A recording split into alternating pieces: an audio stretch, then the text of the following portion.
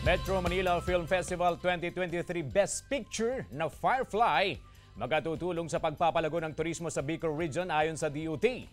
Tunghayan sa report.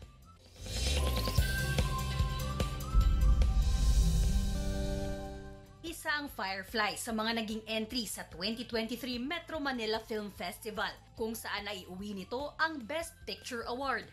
Mula pa noong araw ng Pasko, maraming tao na ang pumila sa mga sinehan sa Bicol Region. Maliban kasi sa ganda ng pelikula, karamihan sa mga eksena, kuha sa iba't ibang lugar sa rehiyon. Isa na rito ang Cagsawa Ruins sa Daraga Albay at ang Bulkang Mayon. Ikinatuwa naman ito ng mga nagtitinda sa lugar dahil malaking tulong daw ito sa kanilang negosyo, lalo na at tiyak na dadagsain na naman ng mga bisita ang Cagsawa. Napakalaking bagay ito para sa amin. Unang-una, sikat na dati ang Cagsawa. So, lalagyan pa natin na sikat na mga celebrities. So, malaking impact po ito sa amin, lalo-lalo na sa mga nagninegosyo dito. Maliban sa Albay, naging sentro rin ng malalaking eksena ang ilang lugar sa probinsya ng Sorsogon, gaya ng Bulan Port at Gabao Irosin.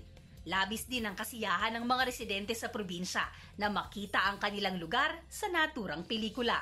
Sobrang saya, lalo pa naging makulay at makulor ang pelikula ng sinut ito dito sa Sorsogon, kung saan binigyan buhay ng isang simpleng lugar sa Bulan Port at sa Gabao ang shooting ng pelikula. Saya-saya ko kasi dito sinuting sa Bulan Sorsogon. Proud ako kasi dito sinuting sa Bulan Sorsogon. Feeling proud din ang Department of Tourism o DOT Bicol na laging napipili ang rehiyon na maging bahagi ng mga pelikula gaya ng Firefly. Malaking tulong din daw ito sa pagpapasigla pa ng ekonomiya at turismo sa rehiyon. And pag nakita natin yung sarili natin doon, nakita natin yung sariling lugar natin, parang nakaka-proud. At yung mga hindi naman taga dito sa atin, nung pag nakita yung Mayon, parang na-excite silang gawin yon na, pwede palang puntahan to. Kaya mas umaasa ang ahensya na sa mga susunod pang panahon, may tatampok rin ang iba pang naggagandahang lugar sa Bicol Region. Jessica Kalinog para sa Mornings with GMA Regional TV.